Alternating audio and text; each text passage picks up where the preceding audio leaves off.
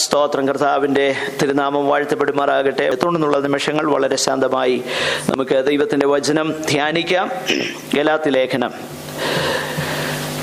Book of Galatians chapter 3 and verse 3. മൂന്നാം അധ്യായം 3-ാം വാക്യം.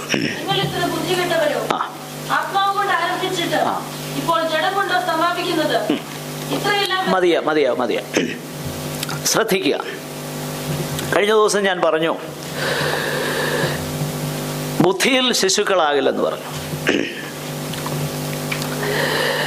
ദൈവത്തിന്റെ പരിശുദ്ധാത്മാവ് ഇവിടെ ഗലാത്യ വിശ്വാസികളോട് പറയുകയാണ്, നിങ്ങൾ ഇത്ര ബുദ്ധികെട്ടവരോ.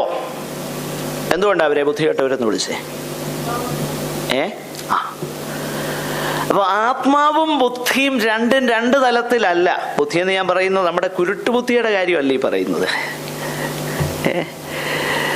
ദൈവം നമുക്ക് തന്നേക്കുന്ന പരിജ്ഞാനം, ദൈവകൃപ, ദൈവികമാകുന്ന ജ്ഞാനം, അതിനെക്കുറിച്ചാണ് പറയുന്നത്. ദൈവം നമുക്ക് തന്നിരിക്കുന്ന ഫാക്കൽറ്റി, അത് നമ്മൾ ബുദ്ധിയുള്ളവരായിരിക്കണം. അപ്പോൾ ഇവിടെ ഈ വിശുദ്ധന്മാരോട് പൗലോസിന് അവരെ പ്രബോധിപ്പിക്കാനുള്ളതാകുന്ന കാര്യം, നിങ്ങൾ ഇത്ര ബുദ്ധികെട്ടവരാണോ? പ്രിയമുള്ളവരെ, ബുദ്ധികെട്ടവരാരാന്ന് ഞാൻ പറയാം.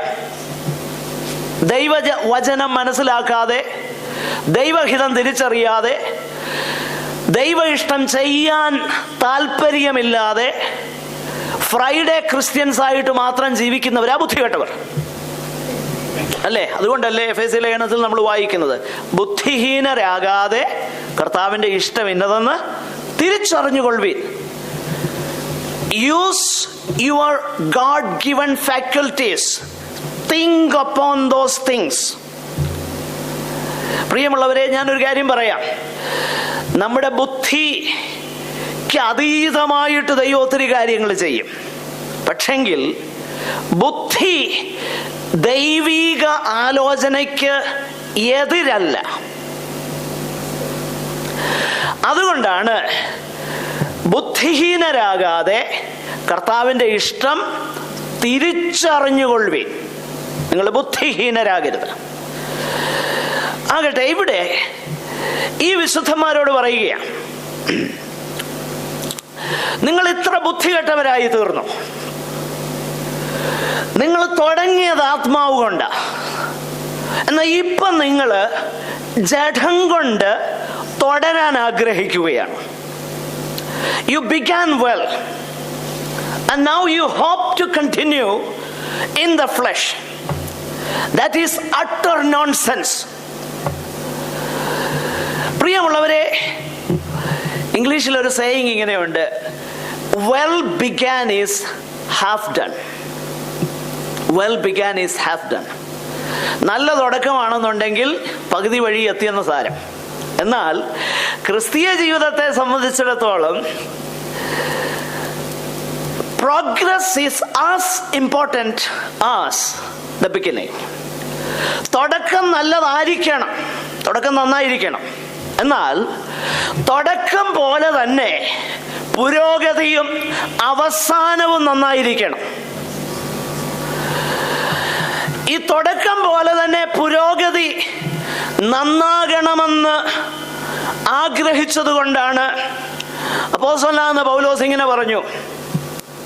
30 വർഷം കർത്താവിനെ സേവിച്ച ശേഷം ലേഖനം എഴുതുമ്പോൾ, ഫിലിപ്പ് ലേഖനം എഴുതുമ്പോൾ ഇങ്ങനെയാ പറയുന്നത്, ഒന്ന് ഞാൻ ചെയ്യുന്നു, പിന്നിലുള്ളത് മറന്നിട്ട് മുന്നിലുള്ളതിനായി ക്രിസ്തുയേശുവിലെ പരമവിളിയുടെ ലാക്കിലേക്ക് ഞാൻ എന്ത് ചെയ്യുന്നു?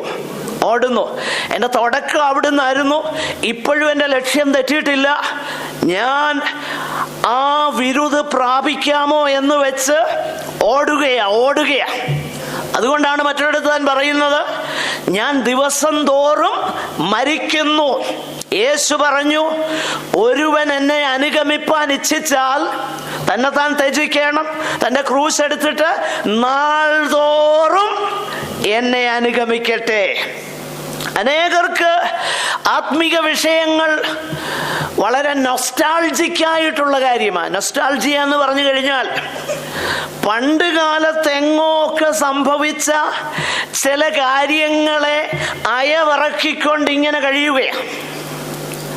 പ്രിയമുള്ളവരെ, ദൈവം നമ്മളെക്കുറിച്ച് ആഗ്രഹിക്കുന്നത് പണ്ട് കാലത്ത് ഞാൻ അങ്ങനെയായിരുന്നു എന്ന് പറയുന്നതിനല്ല, ഇപ്പോൾ ദൈവസന്നിധാനത്തിൽ എൻ്റെ നില എവിടെ, ഞാൻ എവിടെ ചെന്നിരിക്കുന്നു, ഇത് വളരെ ഇമ്പോർട്ടൻ്റാ. Praise the Lord. ഓരോ വർഷം കഴിയുന്തോറും ശാരീരികമാകുന്ന വളർച്ച, മാനസികമാകുന്ന വളർച്ച നമുക്കുണ്ടാകുന്നത് പോലെ തന്നെ ആത്മീകമാകുന്ന പുരോഗതിയും വളർച്ചയും ആത്മാവ് കൊണ്ട് ആരംഭിച്ചിട്ട് ആത്മാവിനാൽ തന്നെ തുടരുവാൻ കഴിയുന്ന അനുഭവം ദൈവജനത്തിനുണ്ടാകണം. പ്രിയമുള്ളവരെ, ആത്മാവിനാൽ ആരംഭിച്ച ക്രിസ്തീയ ജീവിതം ആത്മാവിനാൽ തന്നെയാ തുടരേണ്ടത്. ഗലാത്യ വിശ്വാസികൾക്ക് പറ്റിയതാകുന്ന പ്രശ്നം എന്നാണെന്നറിയാമോ?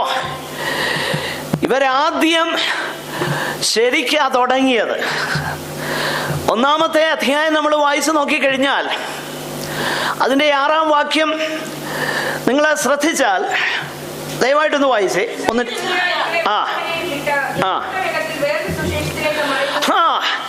ക്രിസ്തുവിന്റെ കൃപയാൽ നിങ്ങളെ വിളിച്ചവനെ വിട്ട് ഇത്ര വേഗം വേറൊരു സുവിശേഷത്തിലേക്ക് മറിയുന്നതിനാൽ, മറ്റൊരു സുവിശേഷം. ദൈവം അനുവദിച്ചാൽ അതിനെക്കുറിച്ച് ഒരു വ്യക്തമാകുന്ന ക്ലാസ് ഞാൻ എടുക്കാൻ ആഗ്രഹിക്കുന്നുണ്ട്. Another gospel. It is very, very important these days. Another gospel. Health and wealth gospel എന്നോ prosperity gospel എന്നോ ഒക്കെ വിളിക്കാറുണ്ട്. പ്രിയമുള്ളവരെ, ഞാനൊരു കാര്യം പറയാം. ദൈവത്തിൻ്റെ പ്രമാണത്തിൽ നിന്ന്, ദൈവവചനത്തിൻ്റെ യഥാർത്ഥമാകുന്ന മാർഗരേഖയിൽ നിന്ന് അല്പമെങ്കിലും നമ്മൾ വ്യതിചലിക്കുന്നുവെങ്കിൽ that will take you somewhere else. ഞങ്ങള് മഹാരാഷ്ട്രയിലൊക്കെ താമസിക്കുന്നുണ്ട്, ഇങ്ങനെ പറയാറുണ്ട്, ചലേഗ ഇല്ലേ, ചലേഗ, ഓ ബി ചലേഗാണ്, ചലേഗ, ഓ ചലേഗ എന്ന് പറഞ്ഞാൽ അതൊക്കെ അങ്ങനെ നടക്കും. പക്ഷെങ്കിൽ ഞാൻ ചിലപ്പോൾ അതിങ്ങനെ പറയാറുണ്ട്, ചലേഗ ആറ്റിറ്റ്യൂഡ് നൈ ചലേഗ ഇതർ. As far as spiritual progress is concerned, നൈ ചലേഗ, അത് നടക്കുകയില്ല. കാരണം എന്നാണെന്നറിയാമോ? ഈ സമാന്തര രേഖകളെ കുറിച്ച് നമുക്കറിയാം. സമാന്തര രേഖ, ഈ സമാന്തര രേഖയുടെ പ്രിൻസിപ്പിൾ അനുസരിച്ചാണ് പാരലൽ ലൈൻസ്. ആ പ്രിൻസിപ്പിൾ വെച്ചിട്ടാണ് റെയിൽവേ ലൈൻ ഉണ്ടാക്കുന്നത്, അല്ലേ? Railway line. അതുകൊണ്ട് ഇടയ്ക്ക് മുറിച്ചൊക്കെ ഇട്ടേക്കുന്നത്, ഇത് വ്യത്യാസം ഉണ്ടായി പോകുന്നത്. എന്നാൽ റെയിൽവേ ലൈൻ ലേ ചെയ്യാന്നിരിക്കട്ടെ, അതിടുമ്പം ഒരല്പം ഒരു 0.1 മില്ലിമീറ്റർ, അത് വലിയ വിഷയമൊന്നുമല്ല, അങ്ങനെ അങ്ങോട്ട് പോകാന്നിരിക്കട്ടെ. അങ്ങനെ ഇട്ട് ഒരു 100 കിലോമീറ്റർ എല്ലാമെങ്കിൽ എവിടെ ചെല്ലുമെന്നറിയാം? Utter disaster. അതാ ഞാൻ പറഞ്ഞത്, പല കാര്യങ്ങളും ലഘുവായി നമ്മൾ കരുതാറുണ്ട്, ചലേകാന്ന് വെക്കാറുണ്ട്. പക്ഷെങ്കിൽ that will take you somewhere else. Destiny ചെല്ലത്തില്ല, ഡിസാസ്റ്റർ ആയിരിക്കും. അതുകൊണ്ടാണ് ദൈവത്തിൻ്റെ പരിശുദ്ധാത്മാവ് വളരെ വ്യക്തമായി വാൺ ചെയ്യുന്നത്, ഗലാത്യരെ, നല്ല കാര്യം ആത്മാവ് കൊണ്ട് തുടങ്ങി, ആത്മാവ് കൊണ്ടാ തുടങ്ങിയത്. പക്ഷെങ്കിൽ ഇപ്പം നിങ്ങൾ ജഡം കൊണ്ട് മുൻപോട്ട് പോകാമെന്നാണോ ചിന്ത? അനേകരുടെയും കാര്യം ഇതാ. കുറച്ച് കഴിയുമ്പോൾ ഉണ്ടല്ലോ, ഈ സൈക്കിള് പഠിക്കുന്നത് പോലെ, സൈക്കിള് പഠിച്ച് കുറെ കഴിയുമ്പോൾ കൈ എടുത്തേച്ച് ഓടിക്കാൻ നോക്കും. എൻ്റെ ജീവിതത്തിൽ എന്നെ ദൈവം പഠിപ്പിച്ചതാകുന്ന ഒരു പ്രിൻസിപ്പിളുണ്ട്, ഒരു പ്രധാനപ്പെട്ട പ്രിൻസിപ്പിൾ. അത് ഞാൻ നിങ്ങളോട് പറയാം. എത്ര എക്സ്പീരിയൻസ്ഡ് ക്യാപ്റ്റൻ ആണെങ്കിലും, എത്ര എത്ര എക്സ്പീരിയൻസ്ഡ് ക്യാപ്റ്റൻ ആണെങ്കിലും പ്ലെയിൻ പറത്താൻ തുടങ്ങുന്നതിന് മുൻപേ അദ്ദേഹം ഒരു കാര്യം ചെയ്യും. കോക്പിറ്റിൽ ബേസിക് ആയിട്ടുള്ള ചില കാര്യങ്ങളുണ്ട്. ബേസിക് ആയിട്ടുള്ള കാര്യങ്ങൾ വളരെ, ഇന്നത്തെ കോക്പിറ്റ് വളരെ സൊഫിസ്റ്റിക്കേറ്റഡാ. പക്ഷെങ്കിൽ അത്ര സൊഫിസ്റ്റിക്കേഷൻ ഉള്ള A380 വിമാനം പറത്തുന്ന 20 വർഷം എക്സ്പീരിയൻസ് ഉള്ള, അനേക ഫ്ലൈയിങ് അവേഴ്സ് എക്സ്പീരിയൻസ് ഉള്ള ക്യാപ്റ്റൻ ആണെങ്കിലും അദ്ദേഹം ആദ്യം ചെയ്യുന്നത് എന്താണെന്നറിയാമോ? ഒരു റൂൾ ബുക്ക് ഉണ്ട്, അതെടുക്കും. അദ്ദേഹത്തിന് അറിയാം എവിടെയൊക്കെ ഏതൊക്കെ കാര്യമുണ്ടെന്നും എന്താണെന്നും വ്യക്തമായി കണ്ണുമടച്ചറിയാവുന്ന വ്യക്തിയാണെങ്കിലും ആ captain he will make sure everything is in place. അറിയാം, പക്ഷെങ്കിൽ he will make sure. കാരണം എന്താണെന്നറിയാമോ? ഇതിൽ യാത്ര ചെയ്യുന്ന ഒത്തിരി പേരുടെ ജീവൻ നിലനിൽക്കുന്നത് ഈ ബേസിക് ആയിട്ടുള്ള കാര്യങ്ങളിലാണ്. അങ്ങനെയെങ്കിൽ ഒരു കാര്യം മനസ്സിലാക്കണം, ബേസിക് ക്രിസ്ത്യാനിറ്റി വളരെ ഇമ്പോർട്ടൻ്റാ. ഡെസ്റ്റിനി നിലനിൽക്കുന്നത് അതിൻ്റെ അടിസ്ഥാനത്തില. ആത്മാവ് കൊണ്ട് തുടങ്ങിയേച്ച് ജഡം കൊണ്ട് കണ്ടിന്യൂ ചെയ്യാമെന്ന് ആരും ചിന്തിക്കരുത്. അത് നടക്കുകയില്ല, അത് അബദ്ധമാണ്. സ്തോത്രം. ആത്മാവ് എപ്പോഴും ദൈവവചനത്തിലേക്ക്, ദൈവഹിതത്തിലേക്ക്, ദൈവ ഇഷ്ടം ചെയ്യുന്നതിലേക്ക്, യേശുവിങ്കലേക്ക് നമ്മളെ നയിക്കും. ഞാൻ പലപ്പോഴും ഇങ്ങനെ ചിന്തിക്കാറുണ്ട്. വലിയ വലിയ സോ കോൾഡ് ക്രൂസൈഡ്സിനൊക്കെ ഞാൻ പോയിട്ടുണ്ട്. പോയിട്ട് തിരിച്ചു വരുമ്പം ഒരു ശൂന്യാവസ്ഥയോടാ വരുന്നത്. കാരണം ഇവൻ എത്ര മഹാനെന്ന ചിന്തയോടാ വരുന്നത്. ആരെന്നറിയോ? ആ സ്റ്റേജിൽ നിന്ന് പ്രസംഗിച്ച പുള്ളി. എന്നാൽ വലിയ ഫാൻഫെയർ ഒന്നുമില്ലാതെ ചില ശുശ്രൂഷകന്മാരെ ഞാൻ കേട്ടിട്ടുണ്ട്. തിരിച്ചു വരുമ്പം ഹൃദയം നിറഞ്ഞാ വരുന്നത്. അവിടെ ആ പോഡിയത്തിൽ നിന്ന് ആ വ്യക്തി എത്ര മഹാനെന്ന് ചിന്തിച്ചുകൊണ്ടല്ല വരുന്നത്, എൻ്റെ കർത്താവ് എത്ര മഹാനെന്ന് ചിന്തിച്ചുകൊണ്ടായിരിക്കും വരുന്നത്. ഇതാ വ്യത്യാസം. പ്രിയമുള്ളവരെ, ആത്മാവ് കൊണ്ട് ആരംഭിച്ചിട്ട് ജഡം കൊണ്ട് കണ്ടിന്യൂ ചെയ്യാൻ ഒക്കത്തില്ല. ഇന്ന് അനേക ഇടങ്ങളിൽ അതാ നടക്കുന്നത്. ഒരു സമയത്ത് നന്നായിട്ട് ദൈവവചനം ശുശ്രൂഷിച്ച ഒത്തിരി വിശുദ്ധന്മാരുണ്ട്.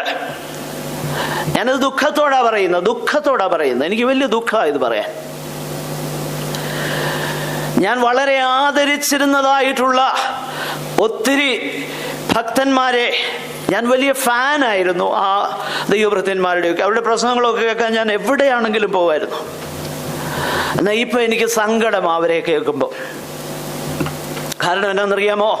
ദൈവവചനത്തിൽ നിന്നകന്നു. ഹല്ലേലൂയ. ദൈവത്തിലുള്ളതാകുന്ന ആ ബേസിക് ആയിട്ടുള്ള ആശ്രയം മാറിയിട്ട് പ്രസംഗത്തിന്റെ നോഹൗ കിട്ടി. ഇപ്പൊ അറിയാം എന്തുവാ ചെയ്യേണ്ടതെന്ന്. അറിവിൽ ആശ്രയിക്കാൻ തുടങ്ങി. മനുഷ്യന്റെ ചിന്താഗതികളും ഫിലോസഫികളുമാണ് ഇന്ന് ദൈവവചനം എന്ന കവറിട്ട് നമുക്ക് തന്നുകൊണ്ടിരിക്കുന്നത്. നമ്മളിൽ പലര് അറിയാതെ അത് വെട്ടി വിഴുങ്ങി സ്ലോ പോയിസണിങ് ആയിക്കൊണ്ടിരിക്കുക. Spiritually slow poisoning. ആത്മാവ് കൊണ്ട് ആരംഭിച്ചിട്ട് ജഡം കൊണ്ട് തുടരുകയാ. ഈ സ്ലോ പോയിസണിങ് ഇന്ന് ദൈവസഭയിൽ അധികമായി വ്യാപിച്ചിരിക്കുകയാ. എൻ്റെ പ്രിയരെ, പുൾപിറ്റിൽ കേൾക്കുന്നതെല്ലാം വെട്ടി വിഴുങ്ങരുത്. ദൈവവചനം കൊണ്ട് അതിനെ ശോധന ചെയ്യണം. കാരണം നിത്യതയാ നമുക്ക് വലുത്. നിത്യതയാ വലുത്, ഈ ലോകത്തിലെ കാര്യങ്ങളല്ല. സ്തോത്രം. ഞാൻ ഈ ഭാഗം വായിക്കുമ്പോൾ പ്രിയമുള്ളവരെ, ഈ വിശുദ്ധന്മാര് കഷ്ടതയുടെ നടുവിൽ അവർ ദൈവത്തെ സേവിപ്പാനായിട്ട് സുവിശേഷത്തിനായി അവരെ തന്നെ സമർപ്പിച്ചത്. അവരുടെ തുടക്കം എന്തോ നല്ലതായിരുന്നെന്നറിയാമോ? നല്ലതായിരുന്നെന്ന് മാത്രമല്ല, പൗലോസ് അവരോട് പറയുന്നുണ്ട്, സഹോദരന്മാരെ, നിങ്ങളുടെ അടുക്കൽ ഞാൻ വരാൻ കാരണമായി തീർന്നത് തന്നെ ജഡത്തിലെ ബലഹീനത നിമിത്തമാ. ഒരു വാക്യം ഒന്ന് വായിച്ചേ, അതിൻ്റെ 4-ാമത്തെ അധ്യായം, അതിൻ്റെ 13-ാമത്തെ വാക്യം.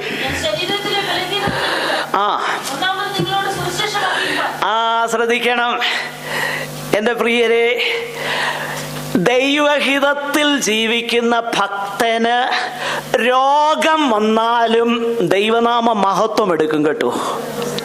അങ്ങനെയല്ലേ അവിടെ എഴുതിയിരിക്കുന്നത്? ഒന്ന് ഇംഗ്ലീഷിലൊന്ന് വായിച്ചേ, ക്ലിയർ ആകും. ഇൽനെസ് അല്ലേ? Illness in my because of my illness. ഇതെന്നോ കളിയാ? എന്റെ പ്രിയരെ, പൗലോസിന്റെ അടുക്കൽ എത്ര പേര് വന്ന് രോഗസൗഖ്യം പ്രാപിച്ചിട്ടുണ്ട്? എത്ര പ്രാവശ്യം ഉറുമാല് കൊണ്ടിട്ട് രോഗികൾ സൗഖ്യമായിട്ടുണ്ട്, മരിച്ചവർ ഉയർത്തിട്ടുണ്ട്. പൗലോസ് പറയാ, നിങ്ങളോട് സുവിശേഷം പറയാൻ തന്നെ കാരണമായി തീർന്നത് എന്താ? ശരീരത്തിലെ ബലഹീനത. It is because of an illness. അങ്ങനെയാണെങ്കിൽ ഞാൻ ഒരു കാര്യം നിങ്ങളോട് പറയാം. ദൈവഹിതത്തിൽ ജീവിക്കുന്ന, ദൈവമുഖത്തേക്ക് നോക്കി ജീവിക്കുന്ന, ദൈവവചനപ്രകാരം ജീവിപ്പാൻ ആഗ്രഹിക്കുന്ന ഒരു ഭക്തന്റെ ജീവിതത്തിൽ സംഭവിക്കുന്നതെല്ലാം ദൈവനാമത്തിന്റെ പുകഴ്ചയ്ക്കായി തീരും. എല്ലാ കാര്യങ്ങളും, രോഗമാകട്ടെ, ദുഃഖമാകട്ടെ, എന്തിനേറെ വേർപാടാകട്ടെ, എന്തും വരട്ടെ, ഇതൊക്കെ ദൈവനാമത്തിന്റെ പുകഴ്ചയ്ക്ക് കാരണമായി തീരും. അപ്പൊ അതുകൊണ്ട് തന്നെ എൻ്റെ പ്രിയരെ, ദൈവഹിതത്തിലാ നീ ജീവിക്കുന്നതെന്ന് നിനക്ക് ഉറപ്പുണ്ടോ? ഉറപ്പുണ്ടേ നാളെയെ കുറിച്ച് ഭാരപ്പെടണ്ട. നാളെയെ കുറിച്ച് നീ ഭാരപ്പെടുന്നില്ലേ? എന്നാൽ ആരുടെയും അടുക്കൽ ആലോചന കേൾക്കാൻ പോകണ്ട. എന്നാൽ ദൈവം ചില കാര്യങ്ങൾ കൺഫേം ചെയ്യാൻ ആരെയും അയച്ച് അത്ഭുതകരമായി ദൈവം ചിലത് കൺഫേം ചെയ്തെങ്കിൽ വചനം കൊണ്ട് ശോധന ചെയ്തെടുത്തോ, കുഴപ്പമില്ല. പക്ഷെങ്കിൽ ആലോചന കേൾക്കാൻ പോകാൻ ദൈവജനത്തിന് പ്രമാണമില്ലേ? ഇല്ല. കാരണം ദൈവഹിതത്തിൽ ജീവിക്കുന്ന എനിക്ക് എന്തോ പേടിക്കാനാ നാളെക്കുറിച്ച്? നാളെക്കുറിച്ച് വറി ചെയ്യുന്നവനാ ഇതിൻ്റെയൊക്കെ പുറകെ പോകേണ്ടി. ഞാൻ കഴിഞ്ഞ ദിവസം പറഞ്ഞതുപോലെ, the most worrying person is the most ഈ കാര്യങ്ങളുടെ പുറകെ പോകുന്നവരായിരിക്കും. ശ്രദ്ധിച്ചിട്ടുണ്ടോ? ഞാൻ എൻ്റെ ശുശ്രൂഷയെ കണ്ടിട്ടുള്ളവരാ. ആത്മാവ് കൊണ്ട് ആരംഭിച്ചെങ്കിൽ ആത്മാവ് കൊണ്ട് തന്നെ തുടരണം. മനുഷ്യന്റെ ആലോചനയല്ല നമുക്ക് വലുത്. ഇനി ഞാൻ ഈ വിഷയം, ഈ പ്രിൻസിപ്പിൾ ദൈവവചനത്തിൽ നിന്ന് ഒന്ന് എനിക്ക് പല ഇലസ്ട്രേഷൻസ് പറയാനായിട്ടുണ്ട്.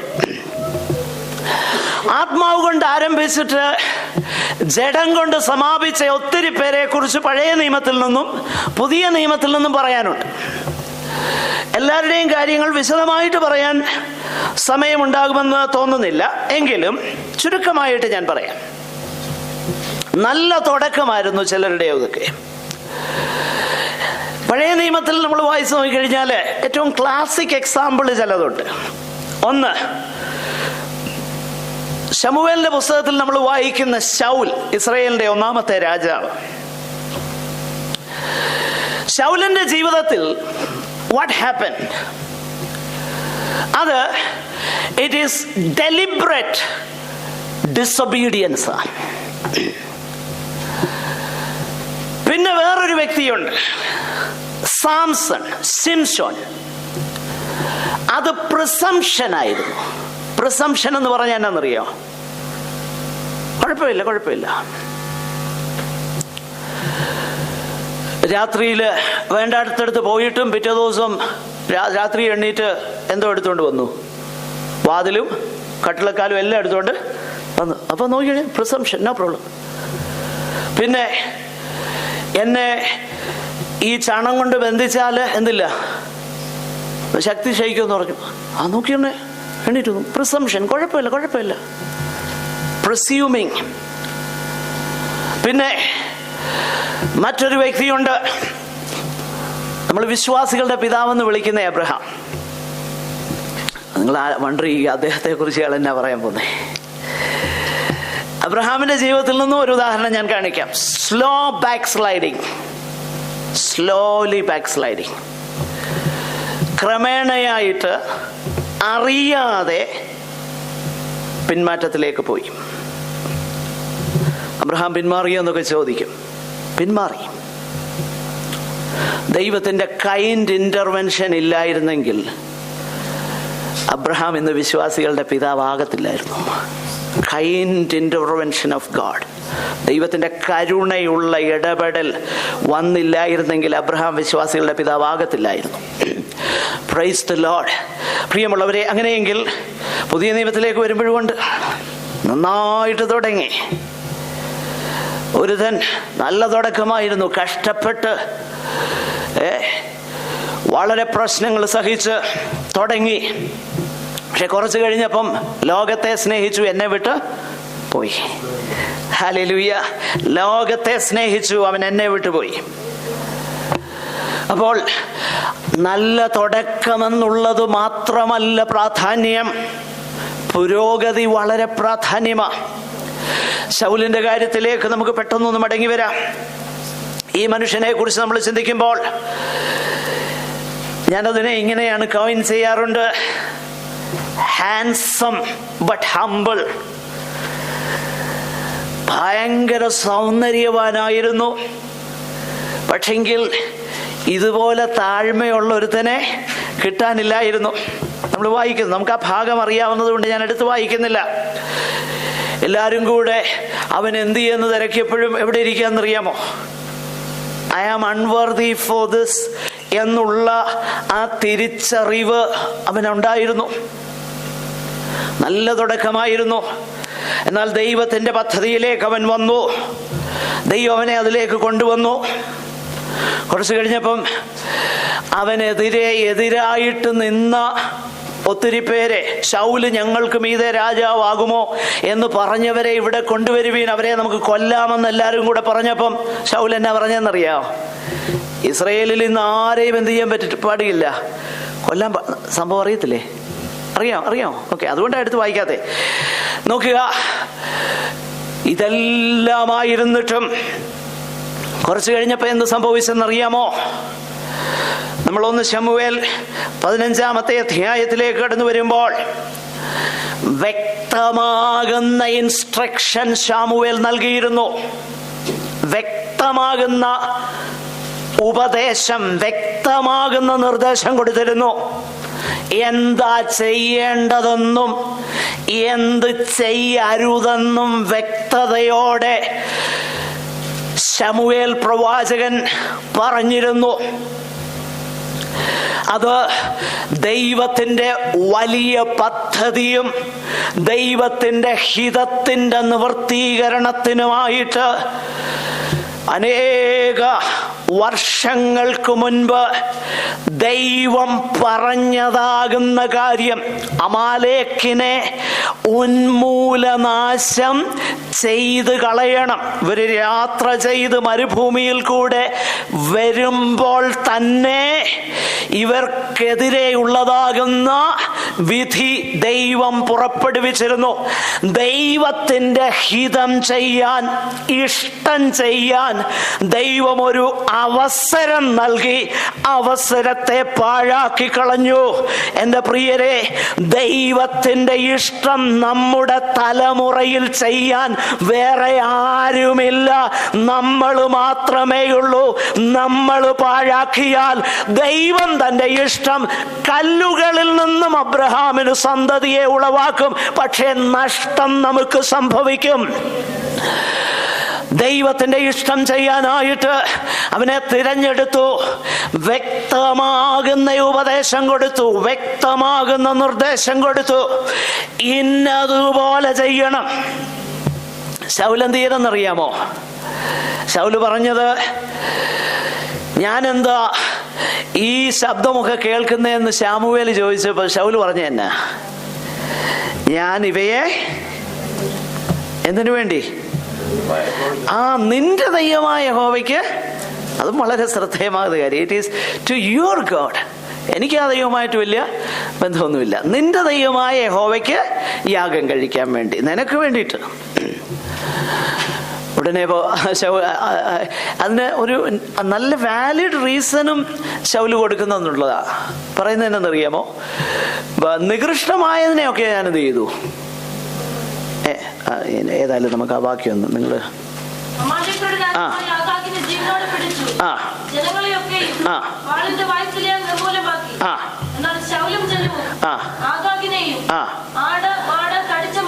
നോക്കുക, ആടും മാടും തടിച്ച മൃഗവും. പിന്നെ അതോട് വായിച്ചേ.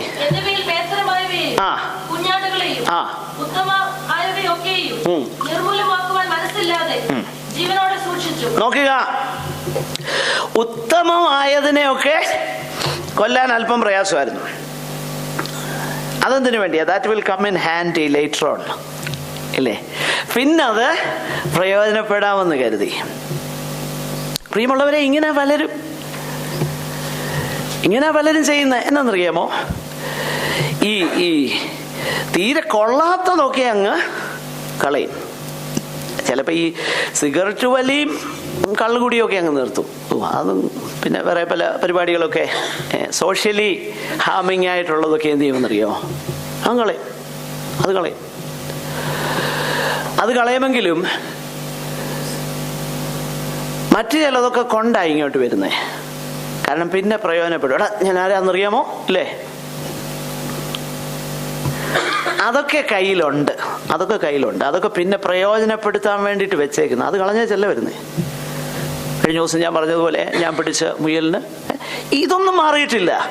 ഇതെല്ലാം ഉണ്ട്, കയ്യിലിരിപ്പുണ്ട്. പിന്നെ നികൃഷ്ടമായിട്ടുണ്ടായിരുന്ന പരിപാടിയൊക്കെ എന്ത് ചെയ്തു? കളഞ്ഞു. എഫെസ്യലേഖനം നമ്മൾ പഠിച്ചപ്പോൾ ഞാൻ പറഞ്ഞതുപോലെ എല്ലാവരും അഭിമാനിക്കുന്ന ഒരു പാപം ഉണ്ട്. ഏതാണെന്നറിയോ? എനിക്ക് ഭയങ്കര കോപം. അത് എൻ്റെ അപ്പനും ഉണ്ടായിരുന്നു, വല്യപ്പനും ഉണ്ടായിരുന്നു. ഞങ്ങളുടെ തലമുറയായിട്ട് ഇതുള്ളതെന്ന് പറയും.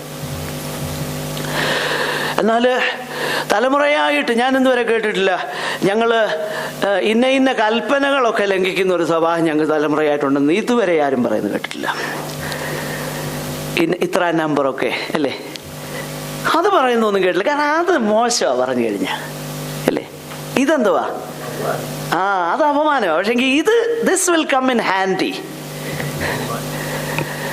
അല്ലെ, ചിലരുടെ മാനസാന്തരം എന്നൊക്കെ പറഞ്ഞു കഴിഞ്ഞാൽ ഈ നെബൂഖദ്നേസറിന്റെ മാനസാന്തരം പോലെ.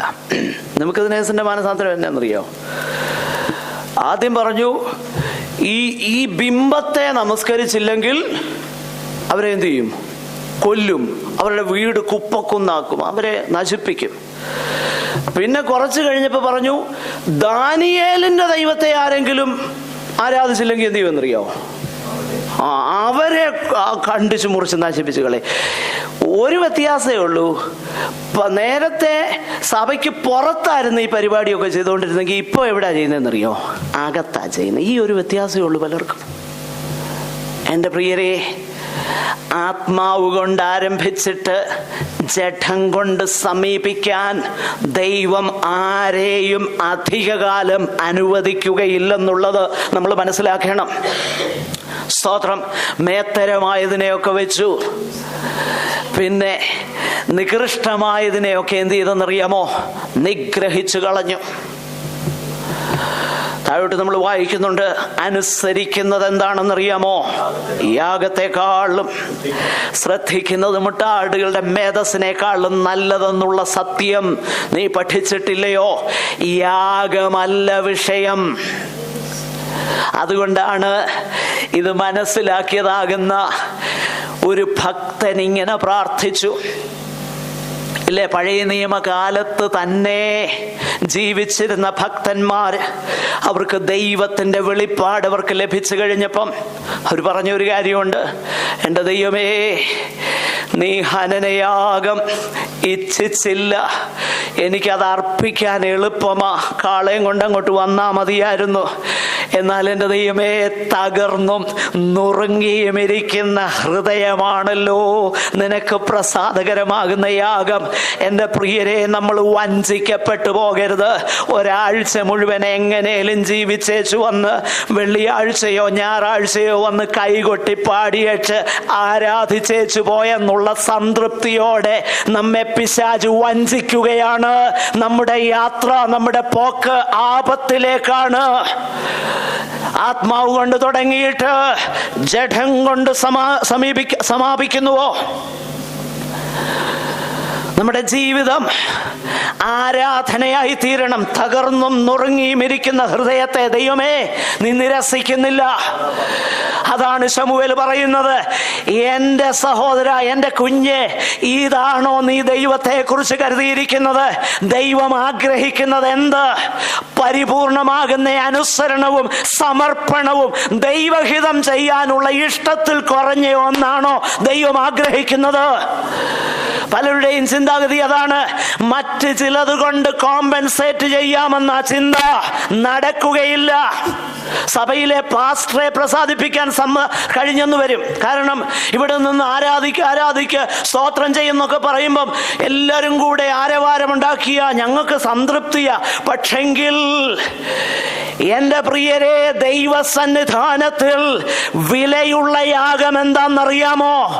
അനുദിന ജീവിതത്തിൽ അനുതാപവും മാനസാന്തരവും വിശുദ്ധീകരണവും ആത്മാവിനാലുള്ള ശുദ്ധീകരണവും നടന്ന് നമ്മൾ മുന്നേറണം. അതിനാണ് ദൈവസാന്നിധ്യത്തിൽ പ്രാധാന്യമുള്ളത്. ആത്മാവ് കൊണ്ട് തുടങ്ങിയിട്ട് ജഡം കൊണ്ട് കണ്ടിന്യൂ ചെയ്യാമെന്ന് നമ്മൾ കരുതുന്നത്. No, nothing doing. ഇന്ന് ഇങ്ങനെയുള്ള ഉപദേശങ്ങളില്ലാത്തത് കൊണ്ട് എല്ലാവരും കംഫർട്ടബിളാ. എന്നാൽ ഞാനൊരു കാര്യം പറയാം, നമ്മളെ ദൈവത്തിന്റെ വചനം ഡിസ്കംഫർട്ട് വരുത്തുന്നെങ്കിൽ യു ആർ ബ്ലെസ്ഡ്. ദൈവത്തിന്റെ വചനത്താൽ ഡിസ്കംഫർട്ട് ഉണ്ടാകുന്നെങ്കിൽ നമ്മൾ നല്ല വഴി യാത്ര ചെയ്യുക കേട്ടോ. എന്നാൽ ദൈവത്തിന്റെ വചനത്തോട് മറുത്തു നിൽക്കരുത്. ദൈവം നമ്മെ കുറിച്ച് ആഗ്രഹിക്കുന്നത് എന്താണെന്നറിയാമോ? ചിലപ്പോൾ ദൈവവചന ശുശ്രൂഷ ഞാൻ പലപ്പോഴും ചിന്തിച്ചിട്ടുണ്ട്. പ്രത്യേകിച്ച് കഴിഞ്ഞ ഇടയ്ക്ക് യെശയ്യാവിന്റെ പ്രവചനം ഇങ്ങനെ വായിച്ചുകൊണ്ടും ധ്യാനിച്ചുകൊണ്ടിരുന്നപ്പോൾ എൻ്റെ മനസ്സിൽ വലിയ ഒരു ശക്തമാകുന്ന ദൈവിക പ്രകാശനമുണ്ടായി. യെശയ്യാവിനെ വിളിച്ചത് എന്തിനാണെന്നറിയാമോ? യെശയ്യാവിനോട് ഞാൻ ദൈവത്തോട് പ്രാർത്ഥിക്കുന്ന ഒരു കാര്യം, ദൈവമേ ആ ശുശ്രൂഷയ്ക്ക് എന്നെ നീ ഉപയോഗിക്കല്ലേ എന്ന് ഞാൻ ചിലപ്പോൾ പ്രാർത്ഥിക്കും. കാരണം യെശയ്യാവിനോട് പറയുക, നിന്നെ ഞാൻ വിളിച്ചു, നിന്നെ ഞാൻ ശുദ്ധീകരിച്ചു, നിന്റെ അധരങ്ങളെ ശുദ്ധീകരിച്ചു, നീ ഇപ്പൊ പോക, ഞാൻ നിന്നെ അയക്കുക. എന്നിട്ട് പറഞ്ഞ ഒരു കാര്യമുണ്ട്, ഞാൻ നിന്നെ അയക്കുകയാണ്, നീ ചെന്നേച്ച് നിനക്കൊരു പ്രസംഗമുണ്ട്. ആ പ്രസംഗത്തിന്റെ എൻഡ് റിസൾട്ട് എല്ലാരും മാനസാന്തരപ്പെടുന്നൊന്നുമല്ല, പിന്നെ അവർ കേട്ടിട്ടും ഗ്രഹിക്കാതെയും, വായിച്ചിട്ടുണ്ടോ? അവർ കേട്ടിട്ടും ഗ്രഹിക്കാതെയും കണ്ടിട്ടും മനസ്സിലാക്കാതെയും അവരുടെ ഹൃദയം കഠിനപ്പെടേണ്ടതിന് നിന്നെ അവരുടെ അടുക്കൽ അയക്കുന്നു. അപ്പൊ അത് സംഭവിക്കാനുള്ള സാധ്യതയുണ്ട്. എനിക്ക് വളരെ ഭയമാണത്. അപ്പൊ ദൈവവചന ശുശ്രൂഷയെങ്കിൽ ഒന്നുകിൽ അനുതാപം ഉണ്ടാകും, മാനസാന്തരം ഉണ്ടാകും, അല്ലെങ്കിൽ ശിക്ഷാവിധി ഉണ്ടാകും. എൻ്റെ പ്രിയരെ, ദൈവം നമ്മെ സ്നേഹിക്കുന്നത് കൊണ്ട് നമ്മൾ വളരെ വിലയുള്ളവരാകൊണ്ട് ദൈവം നമ്മോട് സംസാരിക്കുകയാ. ദൈവത്തിന്റെ വചനത്തെങ്കിൽ നമ്മൾ വിറയ്ക്കണം. ദൈവഹിതം ചെയ്യാനായി നമ്മെ ഏൽപ്പിച്ചു കൊടുക്കണം. ദൈവഹിതം ചെയ്യുന്നത് പോലെ സന്തോഷമുള്ള കാര്യം ഏതാ ലോകത്തിൽ? ഹല്ലേലൂയ. എന്നാൽ ദൈവഹിതത്തിന് പുറത്തു പോകുന്നത് പോലെ സങ്കടമുള്ള ആ ജീവിതം വേറെ ഒന്നുമില്ല. ലോകത്തിൽ എന്തെല്ലാം ഉണ്ടെങ്കിലും ദൈവഹിതത്തിന് പുറത്ത് ജീവിച്ചാൽ സങ്കടം മാത്രമേ നിന്റെ സമ്പാദ്യമായി കാണത്തുള്ളൂ. ഹല്ലേലൂയ. മറ്റു പല കാര്യങ്ങൾ കണ്ടെന്നിരിക്കാം, എന്നാൽ ദൈവഹിതം ചെയ്യാനായിട്ട് നാം നമ്മെ തന്നെ we must be solid called out to do the will of God. അതുകൊണ്ടാണ് കഷ്ടതയുടെ കഠിന ശോധനയിൽ കൂടെ വിശുദ്ധന്മാർ കടന്നു പോകുമ്പോഴും എബ്രായ വിശ്വാസികളോട് പറയുക, പാപത്തോട് പോരാടുന്നതിൽ നിങ്ങൾ പ്രാണത്യാഗത്തോളം എതിർത്ത് നിന്നിട്ടില്ല എങ്കിലും പറയാ, ജസ്റ്റ് എ ലിറ്റിൽ വൈൽ, ഇനിയും എത്രയും അല്പകാലം കഴിഞ്ഞിട്ട് വരുവാനുള്ളവൻ വരും, അവൻ താമസിക്കുകയുമില്ല.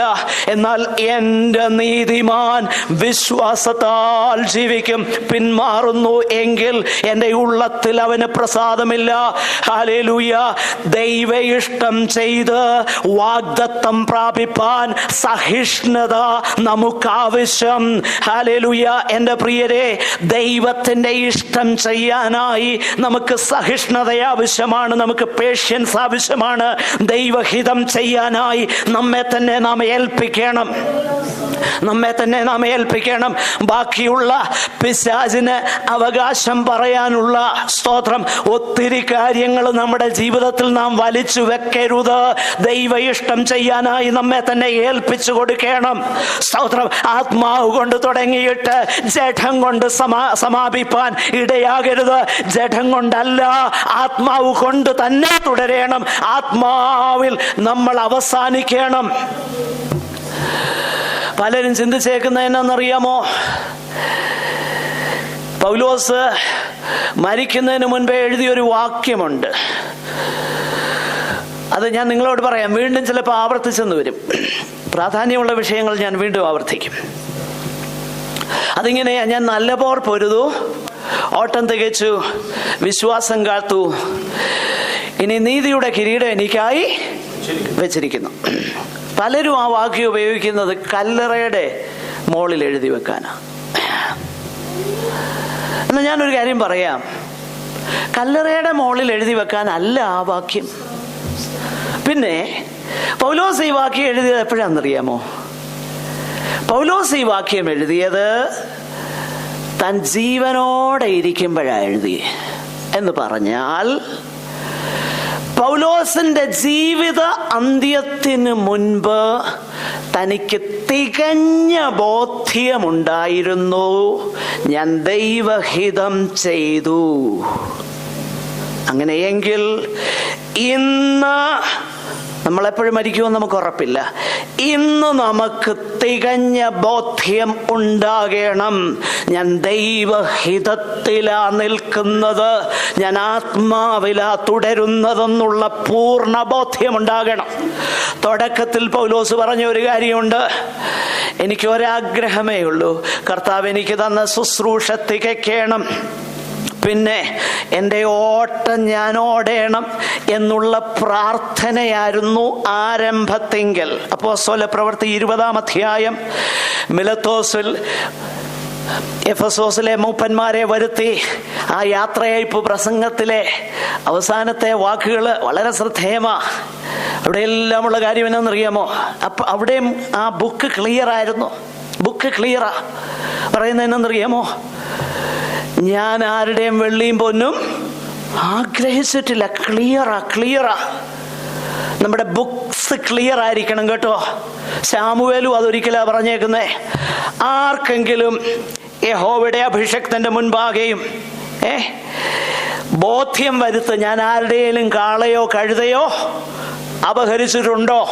ബുക്സ് ക്ലിയർ ആകണം. എപ്പോഴും ക്ലിയർ ആയിരിക്കണം കേട്ടോ. എപ്പോഴും ക്ലിയർ ആയിരിക്കണം. എന്ന് പറഞ്ഞാൽ ഇന്ന് ഞാൻ നിൽക്കുന്നത് ദൈവഹിതത്തിലാണ് എന്ന ബോധ്യം നമുക്കുണ്ടാകണം. കാരണം നാളെ എന്താ നടക്കാൻ പോകുന്നതെന്ന് അറിയത്തില്ല. ഇന്ന് നാം മാറ്റപ്പെടുമോ, കർത്താവിൻ്റെ സാന്നിധ്യത്തിൽ ചേരുമോ എന്ന് നമ്മൾ അറിയുന്നില്ല. ആകയാൽ പൗലോസിനെ പോലെ തന്നെ ഞാൻ നല്ല പോർ പൊരുതു, ഓട്ടം തികച്ചു, ഞാൻ തുടങ്ങി, ദൈവം എന്നെ സഹായിച്ചതിനാൽ എൻ്റെ ഓട്ടം ഞാൻ തികച്ചു. എൻ്റെ മുൻപിൽ വരച്ചിട്ടിരുന്ന ഒരു ഓട്ടമുണ്ടായിരുന്നു, അത് ഞാൻ ഓടി തീർത്തെന്നുള്ള ബോധ്യം ദൈവജനത്തിനുണ്ടാകുന്നെങ്കിൽ അതിൽ കവിഞ്ഞ ഒരു സന്തോഷം എൻ്റെ പ്രിയരെ നമുക്കുണ്ടാകാനില്ല. നമ്മുടെ ജീവിതം എത്ര നാളായിരുന്നെന്നുള്ളതല്ല വിഷയം. നമ്മുടെ ജീവിതം 60 വർഷമാകട്ടെ, 30 വർഷമാകട്ടെ, ഞാൻ പലപ്പോഴും ഒത്തിരി ഞാൻ പറയാറുണ്ടല്ലോ, ഞാൻ നിങ്ങളോട് കഴിഞ്ഞ ദിവസം പറഞ്ഞു, എന്നെ ഇൻഫ്ലുവൻസ് ചെയ്ത് ഒത്തിരി വിശുദ്ധന്മാരുണ്ട്. എനിക്ക് അവരുടെയൊക്കെ പേരുകൾ പറയുന്നത് തന്നെ വലിയ സന്തോഷമാണ്. അതില് ഒരു വിശുദ്ധനെ കുറിച്ച് ഞാൻ വായിച്ചിട്ടുള്ളത് ഇങ്ങനെയാ. റോബർട്ട് മറി മക്ഷേ എന്ന അദ്ദേഹത്തിന്റെ പേര്. 4 വർഷമേ ശുശ്രൂഷ ചെയ്തോളൂ. 4 വർഷം. 29ാമത്തെ വയസ്സിൽ മരിച്ചുപോയി. 29 അദ്ദേഹത്തിന്റെ പ്രസംഗങ്ങളൊക്കെ എൻ്റെ കൈവശമുണ്ട്. അദ്ദേഹത്തിൻ്റെ ലൈഫ് സ്റ്റോറി ഞാൻ വായിച്ചിട്ടുണ്ട്. എന്നെ വളരെ വളരെ ഇൻഫ്ലുവൻസ്. ഇൻഫാക്ട് വേദപുസ്തകം വായിക്കുവാനായിട്ട് ഉള്ള ക്രമം ഞാൻ മനസ്സിലാക്കിയത് അദ്ദേഹത്തിൻ്റെ മാതൃകയിൽ നിന്ന്. ആ ഭക്തനെ കുറിച്ച് എഴുതിയേക്കുന്ന ഒരു കാര്യമുണ്ട്. അദ്ദേഹത്തിൻ്റെ ശവമഞ്ചം എടുത്തുകൊണ്ട് ആ സ്കോട്ട്ലൻഡില് സെമിട്രിയിലേക്ക് പൊക്കൊണ്ടിരുന്ന സമയത്ത് ഒരു മദ്യപൻ അദ്ദേഹത്തെക്കുറിച്ച് പറഞ്ഞ സാക്ഷ്യം ഇങ്ങനെയാ: ഇനിയും ക്രിസ്തു, now Jesus Christ will not walk in our streets anymore. ഇനിയും ക്രിസ്തു നമ്മുടെ സ്ട്രീറ്റിൽ കൂടെ നടക്കുകയില്ല. ക്രിസ്തു പോയി, മരിച്ചുപോയി. എന്താ പറഞ്ഞ അർത്ഥം എന്നറിയാമോ? ക്രിസ്തുവിന്റെ പ്രതിഫലനം ആ ഭക്തന്റെ ജീവിതത്തില് ആ ലോകക്കാരൻ കണ്ടു.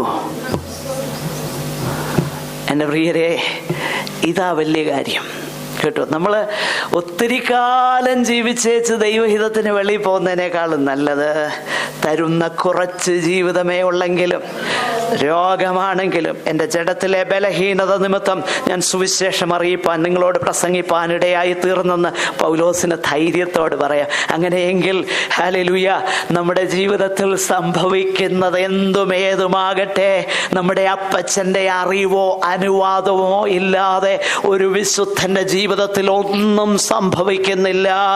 ദൈവഹിതത്തിനായി നാം നമ്മെ തന്നെ ഏൽപ്പിക്കണം. ഹല്ലേലൂയ. ആത്മാവ് കൊണ്ട് തുടങ്ങിയിട്ട് ജഡം കൊണ്ട് സമാപിക്കരുതേ. അനേകരെ ഞാൻ കണ്ടിട്ടുണ്ട്. വലിയ ഭക്തിയോടെ തുടങ്ങി ഒത്തിരി പേരുണ്ട്. എന്നാൽ കുറച്ച് കഴിയുമ്പോൾ യൂഷ്വൽ ബിസിനസ് ആസ് യൂഷ്വൽ ആയി പോകും. Business as usual.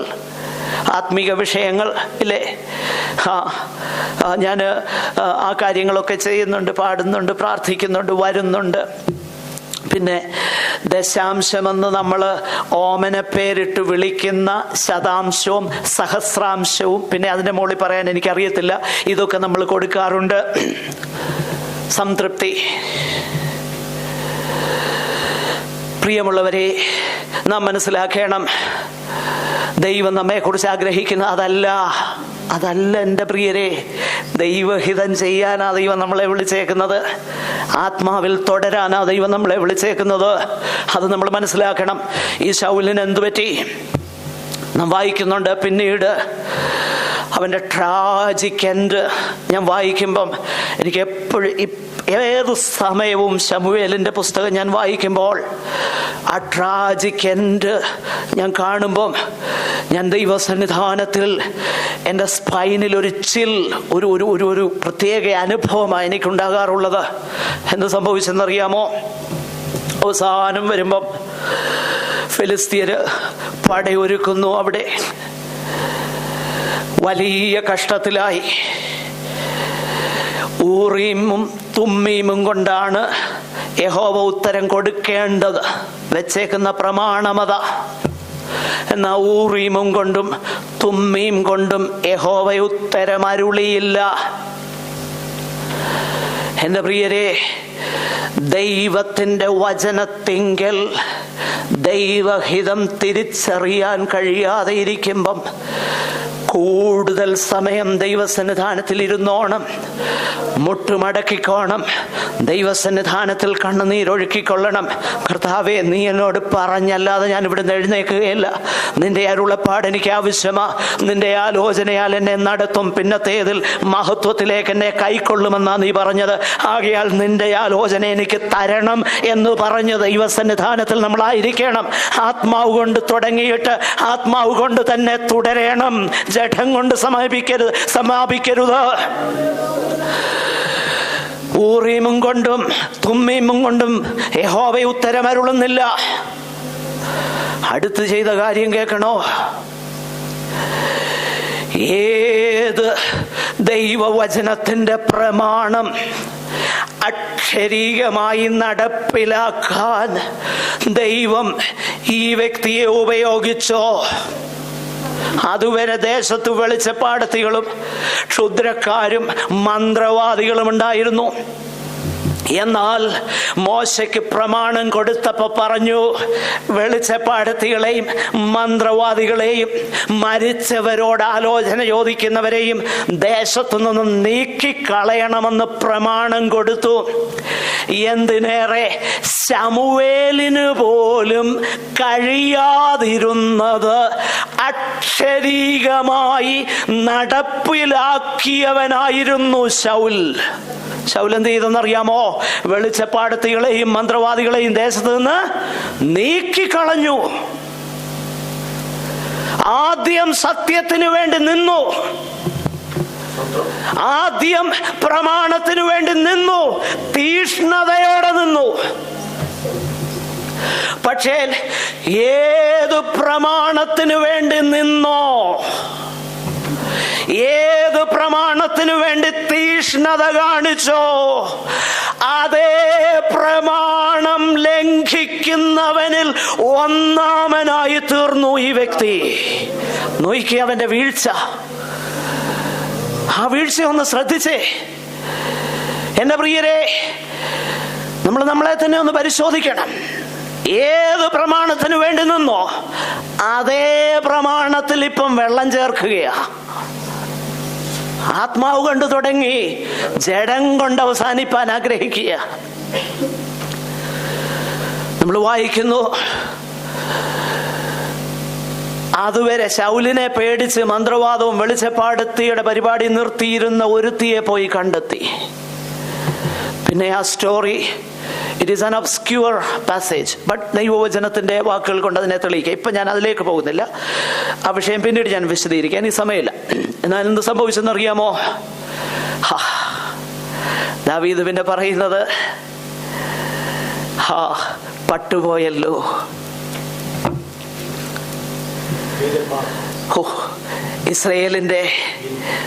ഇസ്രയേലിന്റെ വീരശൂരനായി നിന്ന, ഇസ്രയേലിനെ രക്ഷിച്ചിരുന്ന നല്ല തുടക്കം തുടങ്ങിയവൻ ഗിൽബോവ പർവ്വതത്തിൽ, ഹല്ലേലൂയ, അവിടെ ഒരു ഐറണിയുണ്ട്.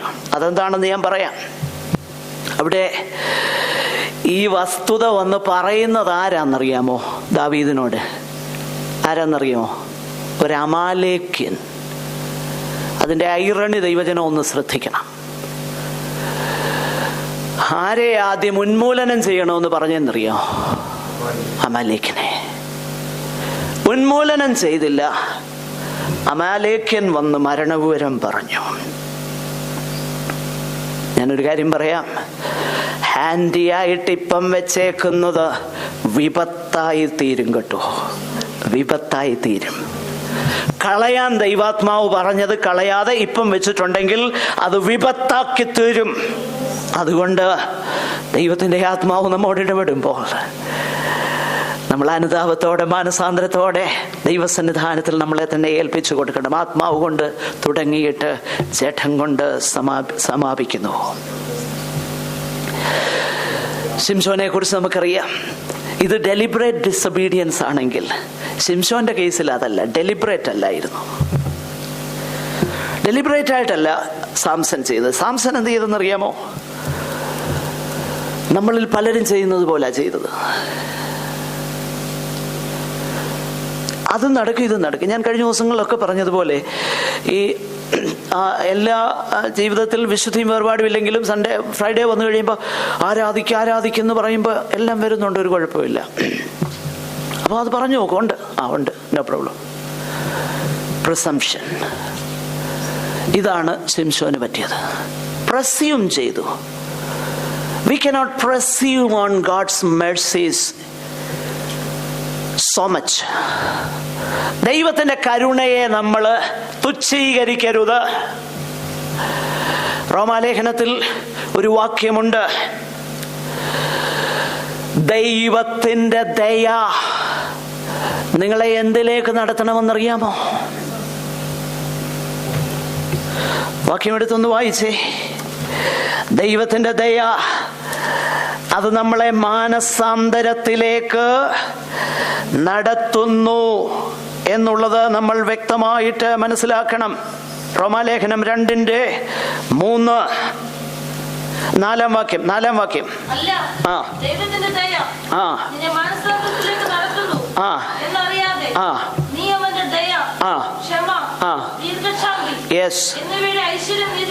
നോക്കിയേ, ഞാനിത് പലപ്പോഴും പറയാറുള്ള ഒരു കാര്യമാണ്. ക്രമീകരണവും വിശുദ്ധീകരണവും ഇല്ലാതെ കർത്തൃമേശ എടുക്കുകയോ ദൈവസന്നിധാനത്തിൽ തുടരുകയോ ചെയ്യുമ്പോൾ, ഞാൻ പലപ്പോഴും പറയാറുള്ള ഒരു കാര്യമാണ്, പലരുടെയും ചിന്ത എന്നാണെന്നറിയാമോ? കഴിഞ്ഞ ആഴ്ച മേശയെടുത്തു, ഈ ആഴ്ചയും എടുത്തു, വരുന്ന ആഴ്ചയുമുണ്ട്, ഒരു കുഴപ്പമില്ല. ഇപ്പൊ പലരും ചിന്തിക്കുന്ന എന്നറിയാമോ? കുഴപ്പമില്ലെന്നാ ചിന്ത. എന്നാൽ കുഴപ്പം ദൈവം വരുത്താഞ്ഞത് എന്തിനാണെന്നാ ഇവിടെ വായിക്കുന്നത്. കഴിഞ്ഞ ദിവസങ്ങളിൽ നമ്മളുടെ ജീവിതത്തിൽ ക്രമീകരണമില്ലാഞ്ഞിട്ടും ദൈവം എന്ത് ചെയ്തെന്നറിയാമോ? ആ ശിക്ഷ വരുത്തിയില്ല. വരുത്താഞ്ഞതിൻ്റെ കാരണം നിന്റെ ജീവിതത്തെ എൻഡോഴ്സ് ചെയ്തത് കൊണ്ടല്ല, പിന്നെയോ നീ മാനസാന്തരപ്പെടുമോ എന്നുള്ളതാകുന്ന അവസരം ദൈവം നമുക്ക് തന്നതാ. ഞാൻ കഴിഞ്ഞ ദിവസം പറഞ്ഞല്ലോ കർത്താവിൻ്റെ സ്നേഹത്തെക്കുറിച്ച്. എൻ്റെ പ്രിയരെ, നമ്മൾ ചിന്തിക്കേണ്ടത് അങ്ങനെയല്ല. എന്ന് പറഞ്ഞാൽ ഒന്നും സംഭവിച്ചില്ലെന്നല്ല നമ്മൾ ചിന്തിക്കേണ്ടത്. നേരെ മറിച്ച്, എൻ്റെ പൊന്നു കർത്താവേ, ഞാൻ അയോഗ്യമായി കരങ്ങളെ നീട്ടിയിട്ടും എൻ്റെ ജീവിതത്തിൽ ക്രമീകരണമില്ലാതിരുന്നിട്ടും എന്നോട് നീ ക്ഷമിച്ചല്ലോ. ഇനിയും പാപത്തെ സ്നേഹിപ്പാൻ ഞാൻ ഒരു നാളും പോകുമോ? ഇനിയും ഇത് ചെയ്യുവാൻ, ഇത് തുടരാൻ ഞാൻ ആഗ്രഹിക്കുന്നില്ല. അതാണ് യോഹന്നാൻ അപ്പോസ്തലൻ പറയുന്നത്, ദൈവത്തിങ്കൽ ജനിച്ചവൻ പാപം ചെയ്യുന്നില്ല എന്ന് പറഞ്ഞാൽ അവന് പാപത്തിൽ തുടരാൻ കഴിയത്തില്ല. അവൻ്റെ ജീവിതത്തിൽ ബലഹീനത വന്നെന്നിരിക്കും, വീഴ്ചകൾ ഉണ്ടായെന്നിരിക്കും, അവന് തെറ്റു പറ്റിയെന്ന് വരും. എന്നാൽ അതിൽ തുടരാൻ അവൻ ആഗ്രഹിക്കുന്നില്ല. അതിൽ നിന്നും ശുദ്ധീകരണം പ്രാപിച്ച്, ക്രമീകരണം പ്രാപിച്ച്, ശുദ്ധിയോടെ കർത്താവിൻ്റെ ഇഷ്ടം ചെയ്യാനായിട്ട് അവൻ ആഗ്രഹിക്കും. We cannot presume on the things of God any longer. കാലം ഇനിയും അധികമില്ല എൻ്റെ പ്രിയരെ. ഞാനിതൊക്കെ പറയുമ്പോൾ I don't know whether what happens next week or next month or next year. I don't care for that. കാലം ഇനിയില്ല, നമുക്ക് ചുരുക്കം ചില നാളുകളേ ഉള്ളൂ. ഞാൻ കഴിഞ്ഞ ദിവസം ഒരു കാര്യം പറഞ്ഞു, എന്നെ ഇൻഫ്ലുവൻസ് ചെയ്ത ഒരു സ്റ്റേറ്റ്മെന്റ്. അതിങ്ങനെയാണ്, there is only one life and it will soon be past. What is done for Christ will last. There is only one life, it will soon be past, and what is done for Christ will last. Hallelujah. ഇതൊരു കൊച്ചു ജീവിതമാകട്ടോ, കൊച്ചു ജീവിതമാ. ഇത് പെട്ടെന്ന് കഴിയും. ഇവിടുത്തെ സുഖവും പെട്ടെന്ന് തീരും, ഇവിടുത്തെ സന്തോഷവും പെട്ടെന്ന് തീരും. Hallelujah, glory to God. ഹിന്ദിയിൽ ഒരു മനോഹരമാകുന്ന ഒരു ഗാനമുണ്ട്, सियोन देश हमारा देश रहते हैं हम परदेश, जाएंगे हम अपने देश, यहाँ का सुखों का अंत होगा. നോക്കുക, ഇവിടുത്തെ സുഖം പോകും, ഇവിടുത്തെ സന്തോഷവും പോകും, എല്ലാം പോകും. പക്ഷെങ്കിൽ ഹല്ലേലൂയ, വഹാങ്ക സുഖോങ്ക അന്ത് ന ഹോഗ. ഹല്ലേലൂയ, അതിനന്തമുണ്ടാകയില്ല. എൻ്റെ പ്രിയരെ, നമ്മൾ മനസ്സിലാക്കണം, ഇവിടുത്തെ ജീവിതം നമ്മൾ ദീർഘമാകട്ടെ ചെറുതാകട്ടെ എന്തുമാകട്ടെ നാളത്തേക്ക് മാറ്റിവെക്കണ്ട, അടുത്ത വർഷമെന്ന് മാറ്റിവെക്കണ്ട. ഇന്നെന്നുള്ളതാ നമ്മുടെ ലക്ഷ്യം. ഇന്ന് നിങ്ങൾ അവൻ്റെ വചനം കേൾക്കുന്നുവെങ്കിൽ മരുഭൂമിയിലെ പോലെ നിങ്ങളുടെ ഹൃദയങ്ങളെ കഠിനമാക്കരുത്. ഇന്ന് എന്നതുപോലെ നിങ്ങളോട് പ്രബോധിക്കുന്ന പ്രബോധനം മറന്നു കളഞ്ഞുവോ? ഇന്നാണ് നമുക്ക് പ്രവർത്തിക്കാനുള്ളത്. ഇപ്പോഴാണ് കർത്താവിന് വേണ്ടി ജീവിക്കാനുള്ളത്, നാളെയല്ല. ഇന്നാ ജീവിക്കാനുള്ളത്. ശിംശോന് പറ്റിയതെന്നറിയാമോ? അവൻ ദൈവത്തിന്റെ കരുണയെ പ്രസ്യൂം ചെയ്തു. എങ്കിലും ദൈവം മനസ്സലിഞ്ഞെന്നുള്ളത് അത് മറ്റൊരു സത്യം. എന്നാൽ ഞാൻ ചിന്തിക്കുന്നത് അത്രയും ഒന്നുമല്ലായിരുന്നു ശിംശോനെ കൊണ്ട് ചെയ്യിക്കാൻ ദൈവം ഉദ്ദേശിച്ചത്. അതിലധികം ചെയ്യാൻ ദൈവം ആഗ്രഹിച്ചിരുന്നു. ദൈവം അവനെ റെസ്റ്റോർ ചെയ്തു. അത് ദൈവത്തിൻ്റെ കരുണയാണ്. ആത്മാവ് കൊണ്ട് തുടങ്ങി ജഡം കൊണ്ട് സമാപിക്കുവാൻ ആഗ്രഹിക്കുന്നു. മറ്റൊരു ഭക്തൻ, ഞാൻ പറഞ്ഞല്ലോ എനിക്ക് സമയമില്ല, എങ്കിലും പെട്ടെന്ന് ഞാൻ അവസാനിപ്പിക്കാം. ഈ ഉൽപ്പത്തി പുസ്തകത്തിലേക്ക് വരുമ്പോൾ അത് ഞാൻ പെട്ടെന്ന് പറഞ്ഞ് അവസാനിക്കാം. നമ്മുടെ വിശ്വാസികളുടെ പിതാവെന്ന് നമ്മൾ വിളിക്കുന്ന എബ്രഹാമിനെ കുറിച്ച് 13-ാം അധ്യായം, ഉൽപ്പത്തി പുസ്തകം 13-ാം അധ്യായം അതിന്റെ 3-ാമത്തെ വാക്യം ഒന്ന് വായിച്ചേ.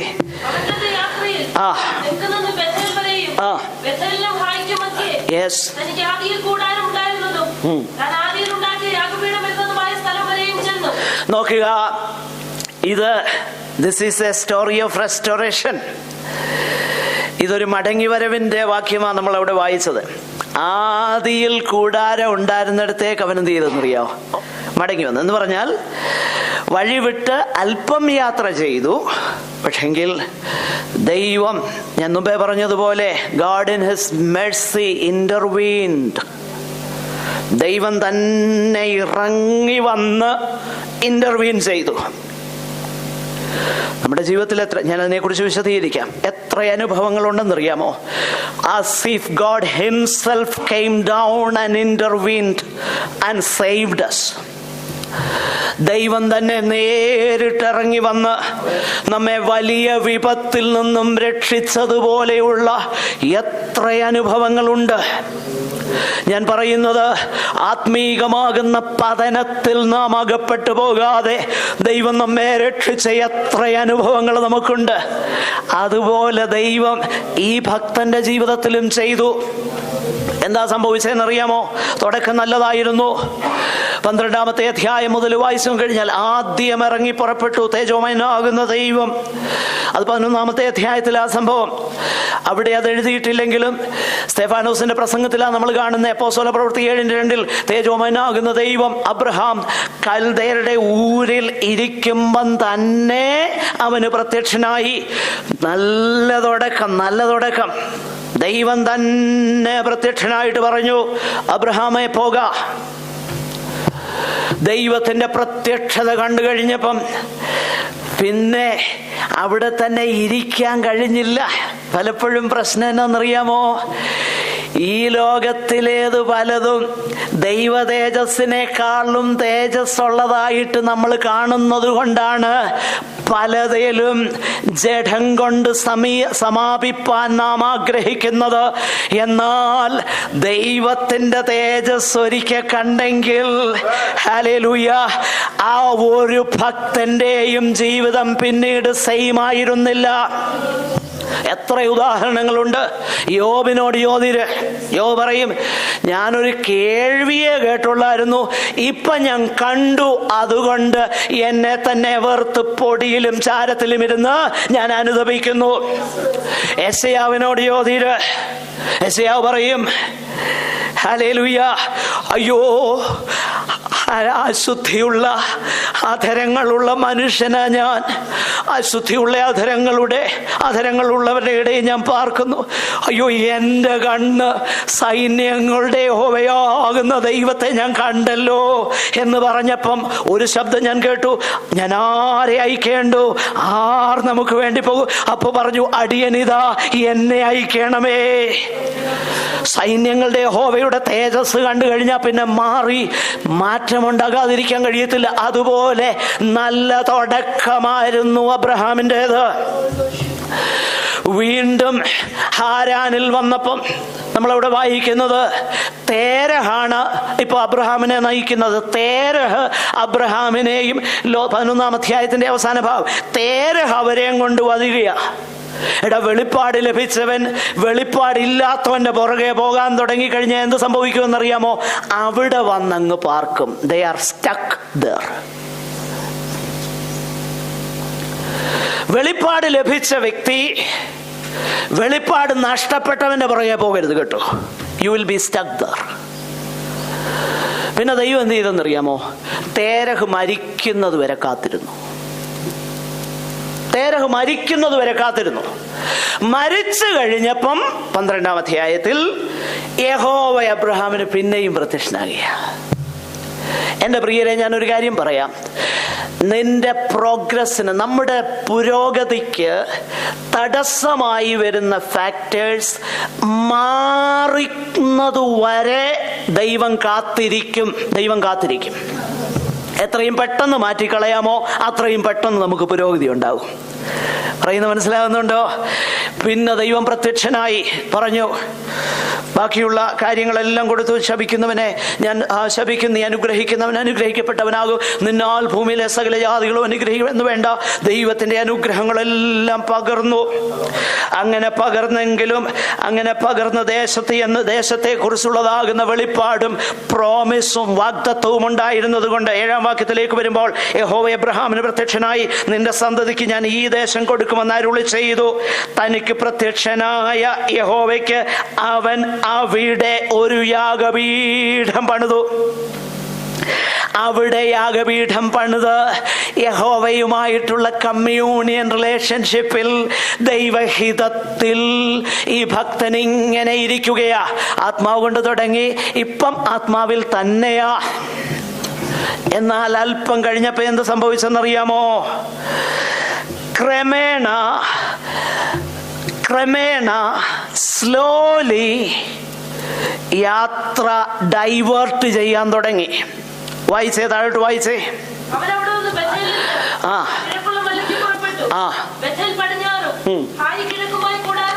യെസ്, അവിടെ യാഗപീഠം പണിതു. യെസ്, ഇവിടെയാ പറ്റിയ പ്രശ്നം. പിന്നെയും തെക്കോട്ട് യാത്ര ചെയ്ത് ഈ ദേശത്തിന്റെ ഏറ്റവും ഉന്നതമാകുന്ന അനുഭവങ്ങളിലേക്ക് പോകേണ്ട അബ്രഹാം തെക്കോട്ട് യാത്ര ചെയ്തുകൊണ്ടിരുന്നു. അറ്റ്ലസ് എടുത്തു വെച്ച് നോക്കണം, ബൈബിൾ അറ്റ്ലസ്.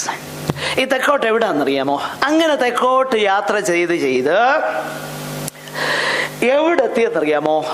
മിസ്രൈമിന്റെ ബോർഡർ വരെ ചെന്നു. ബോർഡർ വരെ ചെന്ന് കഴിഞ്ഞപ്പം ദേശത്തെന്തോണ്ടായി? ക്ഷാമമുണ്ടായി.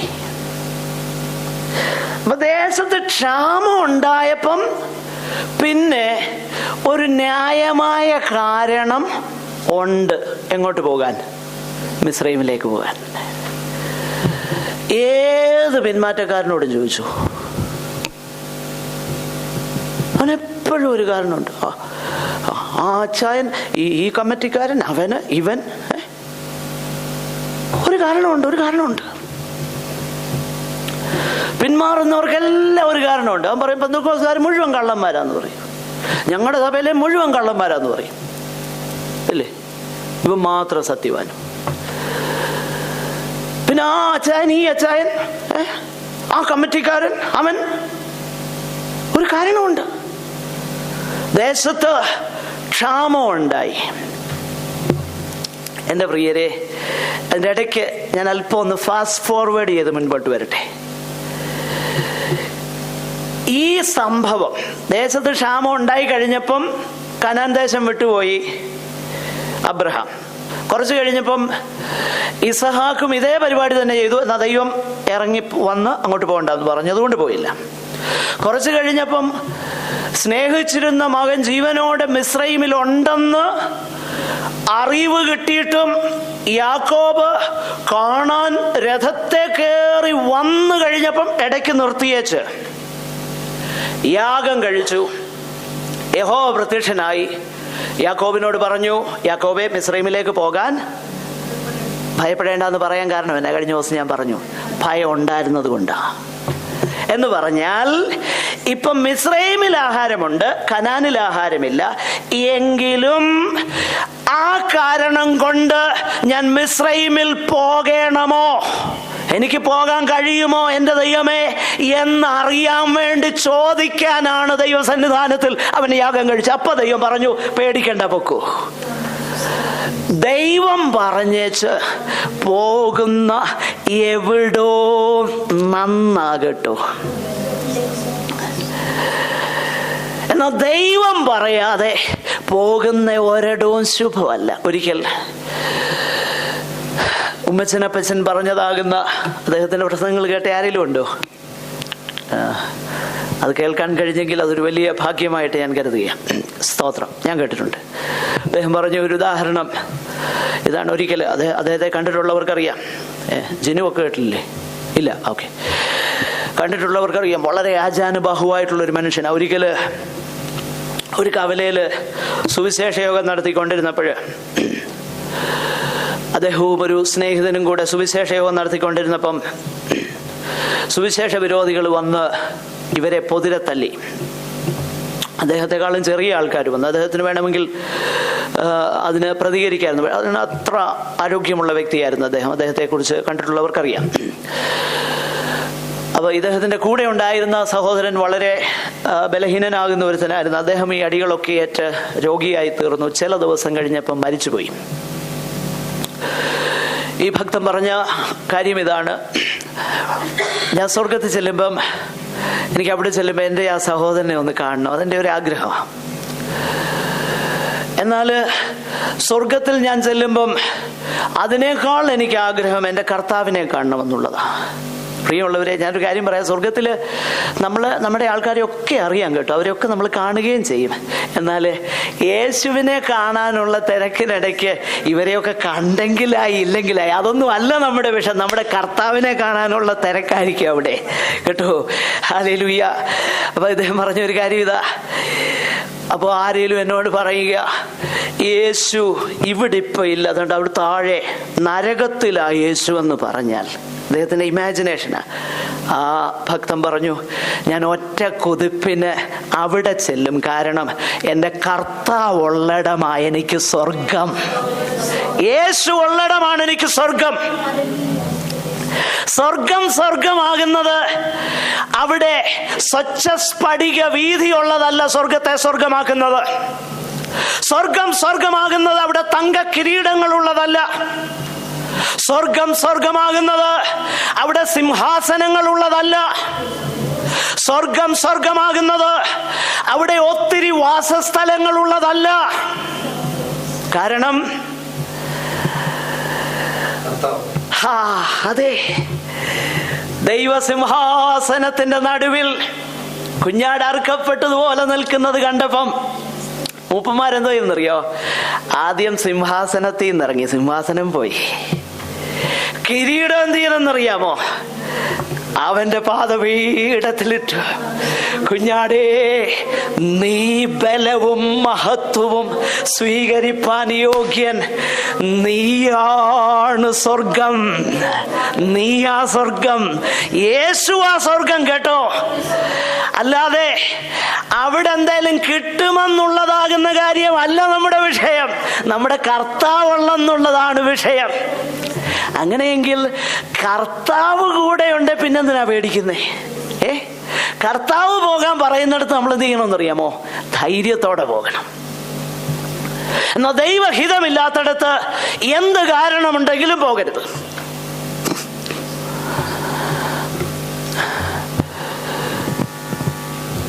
ദൈവഹിതമില്ലാത്തടത്ത് എന്ത് കാരണമുണ്ടെങ്കിലും പോകരുത്. എന്ത് കാരണമുണ്ടെങ്കിലും പോകരുത്. ഇവിടെ ദൈവത്തിന്റെ ഹിതമല്ലെന്നുള്ളത് വ്യക്തമാണ്. ദൈവഹിതമല്ലാത്തടത്തേക്ക് യാത്ര ചെയ്തു, സ്ലോലി തെക്കോട്ട് യാത്ര ചെയ്തു. അടുത്ത ദിവസം പെട്ടെന്ന് മിസ്രയീമിലെത്തി. പിന്മാറ്റം ഒരു ദിവസം കൊണ്ട് സംഭവിക്കുന്നതല്ല. പിന്മാറ്റം ഒരു ദിവസം കൊണ്ടല്ല സംഭവിക്കുന്നത്. ഞാൻ നിങ്ങളോടൊരു കാര്യം പറയാം. സഭയ്ക്ക് പുറത്തുള്ള പിന്മാറ്റക്കാരനെ മടക്കി വരുത്താൻ എളുപ്പമാണ്. എന്നാൽ സഭയ്ക്ക് ഉള്ളിലിരിക്കുന്ന പിന്മാറ്റക്കാരനെ ശരിയാക്കാൻ ഇച്ചിരി പാടാ. കാരണം ഏതാന്ന് എങ്ങനെ അറിയുന്നേ? എല്ലാം ഒരുപോലെ, എല്ലാവരും കൈയടിക്കുന്നുണ്ട്, എല്ലാവരും പാടുന്നുണ്ട്, എല്ലാവരും ഞാൻ മുമ്പേ പറഞ്ഞ ശതാംശവും സഹസ്രാബ്ദവും ഒക്കെ കൊടുക്കുന്നുണ്ട്. പിന്നെ എങ്ങനെ തിരിച്ചറിയുന്നേ? എന്നാൽ ഞാനൊരു കാര്യം പറയാം. പിന്മാറ്റം ഒരിക്കൽ തുടങ്ങിയാൽ അത് ഫുൾ ബ്ലോൺ പിന്മാറ്റമാകും ഒരു ദിവസം. അതുകൊണ്ടാണ് ചെറിയ ഡൈവേർഷൻസ് നമ്മൾ വളരെ ശ്രദ്ധയോടെ കരുതേണ്ടത്. ചെറിയ മാറ്റങ്ങൾ, ചെറിയ പിന്മാറ്റങ്ങളെ അതിനെ നമ്മൾ തള്ളിക്കളയരുത്, അതിനെ നമ്മൾ സീരിയസ് ആയിട്ട് എടുക്കണം. ഇതൊരു ദിവസം കൊണ്ടല്ല സംഭവിച്ചത്. തെക്കോട്ട് യാത്ര ചെയ്തുകൊണ്ടിരുന്നു, ഒരു ദിവസം ബോർഡറിൽ ചെന്നു. അപ്പം നല്ല കാരണവുമുണ്ട്. മിസ്രയീമിലേക്ക് പോയി. മിസ്രയീമിലേക്ക് പോയി അവിടെ നമ്മൾ ചെല്ലുന്ന കാണുന്ന ഒരു കാര്യമുണ്ട്. ദൈവത്തിൻ്റെ പ്രഭു, ദൈവത്തെ കണ്ടവൻ കള്ളം പറഞ്ഞു. താഴോട്ട് വായിക്കുന്നുണ്ട് എന്തെല്ലാം സംഭവിച്ചെന്ന്. എന്നാൽ ദൈവം തൻ്റെ കരുണയിൽ ഇന്റർവീൻ ചെയ്തു. ദൈവം തന്നെ ഇറങ്ങി വന്നു. ദൈവം തന്നെ ഇറങ്ങി വന്ന് അവരെ അവിടെ നിന്ന് പുറപ്പെടുവിച്ചു. പുറപ്പെടുവിച്ച് തിരിച്ച് യാത്ര ചെയ്ത് എവിടേക്ക് വന്നെന്നറിയാമോ? അതാണ് നമ്മൾ 13-ാം അധ്യായത്തിൽ വായിച്ചത്. ആദിയിൽ, എൻ്റെ പ്രിയരെ, ആദിമ സ്നേഹത്തിലേക്ക്, ആദിമ താല്പര്യങ്ങളിലേക്ക്, ആദിമ സമർപ്പണങ്ങളിലേക്ക് മടങ്ങിവ. അതാ ആത്മാവ് കൊണ്ട് തുടരാൻ കഴിയുന്നത്. ഹല്ലേലൂയ. ആദിയിൽ കൂടാരം ഉണ്ടായിരുന്നിടത്തേക്ക് മടങ്ങി വന്നു. പിന്നെ ചെയ്ത ആദ്യത്തെ കാര്യം എന്താണെന്നറിയാമോ? പിന്മാറ്റത്തിന് കാരണമായി തീർന്നതെന്ന് ഞാൻ കരുതുന്ന ഒരു പുള്ളിയോട് പറഞ്ഞു. കാരണം അവന്റെ നോട്ടം എപ്പോഴും എന്തായിരുന്നെന്നറിയാമോ? നീരോട്ടമുള്ളത് നോക്കിയിരിക്കുകയായിരുന്നു. ആനയ്ക്ക് എപ്പോഴും പ്രാധാന്യം കാളാമുണ്ടമാണെന്ന് പറയുന്നത് പോലെ അനേകർക്കും അങ്ങനെ. ആത്മീക സത്യവും നിത്യതയെക്കുറിച്ച് പറയുമ്പോഴും ഇവിടുത്തെ വിടുതലാ മുന്നേ നിൽക്കുന്നത്. ഇവിടെ അറബിയുടെ ഡോറ് താക്കോലിട്ട് തുറക്കുമെന്ന് പറയാനേ അറിയത്തുള്ളൂ. ഇതാ മുന്നേ നിൽക്കുന്നത്. അല്ല, ആദ്യം ചെയ്തത് എന്തെന്നറിയാമോ? ആദ്യം ചെയ്തത് ഒരു പക്ഷേ ഏത് ഇൻഫ്ലുവൻസിനാൽ മിസ്രയീമിലേക്ക് പോകേണ്ടി വന്നു എന്ന് ഞാൻ കരുതുന്ന, അവിടെ എഴുതിയിട്ടില്ല. നിങ്ങൾക്ക് വേണമെങ്കിൽ ഇത് എടുക്കാം, വേണ്ടായെങ്കിൽ എടുക്കണ്ട, അതിന് സ്വാതന്ത്ര്യമുണ്ട്. വചനത്തിൽ വ്യക്തമായിട്ട് എഴുതാത്തതുകൊണ്ട്. എങ്കിലും അടുത്ത വാക്യങ്ങൾ ശ്രദ്ധിച്ചാൽ മനസ്സിലാക്കാൻ കഴിയുന്നുണ്ട്. ദൈവം തന്നെ ഒരു കാരണവും കൂടെ ഉണ്ടാക്കി. പറഞ്ഞു, സഹോദര, നമ്മൾ തമ്മിൽ എന്തിനാ വഴക്കടിക്കുന്നത്? നീ എടുത്തു, നീ വലത്തോട്ടെങ്കിൽ ഞാൻ എടുത്തോട്ടെ. ആദ്യം ചെയ്തത് അതാ. നാം ഒരു കാര്യം മനസ്സിലാക്കണം. ദൈവം പല സന്ദർഭങ്ങളിൽ നിന്ന് ഇതുപോലെ നമ്മളെ വിടുവിച്ചിട്ടുണ്ട്, നമ്മളെ റെസ്റ്റോർ ചെയ്തിട്ടുണ്ട്. എന്നാലും റെസ്റ്റോർ ചെയ്തെങ്കിലും നമ്മൾ മാറ്റിക്കളയേണ്ടത് ചിലത് മാറ്റിയിട്ടുണ്ടോ എന്ന് നമ്മൾക്ക് നമ്മെ തന്നെ ഒന്ന് പരിശോധിക്കാം. നമ്മുടെ കണ്ണുകളെ ഒന്ന് അടയ്ക്കാം. ഹല്ലേലൂയ, സ്തോത്രം, സ്തോത്രം. ആത്മാവ് കൊണ്ട് ആരംഭിച്ചിട്ട് ജഡം കൊണ്ട് സമാപിക്കുന്നുവോ? എൻ്റെ പ്രിയരെ, ദൈവം നമ്മെ കുറിച്ച് ആഗ്രഹിക്കുന്നത് എന്താണ്? ഹല്ലേലൂയ, നമ്മൾ ബുദ്ധികെട്ടവരായി തീരുവാനല്ല, നമ്മൾ ബുദ്ധിയുള്ളവരായിട്ട് ഇത് ദുഷ്കാലമാകയാൽ സമയം തക്കത്തിൽ ഉപയോഗിപ്പാൻ തക്കവണ്ണം ദൈവപാദപീഠത്തിൽ നമുക്ക് നമ്മെ തന്നെ ഏൽപ്പിക്കാം. ഈ ഉപവാസ പ്രാർത്ഥന നമുക്ക് അനുഗ്രഹമാകട്ടെ. ഇന്ന് തന്നെ നമ്മുടെ ജീവിതത്തിൽ ദൈവം ആഗ്രഹിക്കുന്ന നിലയിലുള്ള വ്യതിയാനം, ദൈവം ചെയ്യാൻ ആഗ്രഹിക്കുന്ന പണി ദൈവം ചെയ്യട്ടെ. അതിനായിട്ട് നമ്മെ ഏൽപ്പിച്ചു കൊടുക്കാം, അതിനായിട്ട് നമുക്ക് ആഗ്രഹിക്കാം, അതിനായിട്ട് നമുക്ക് പ്രാർത്ഥിക്കാം.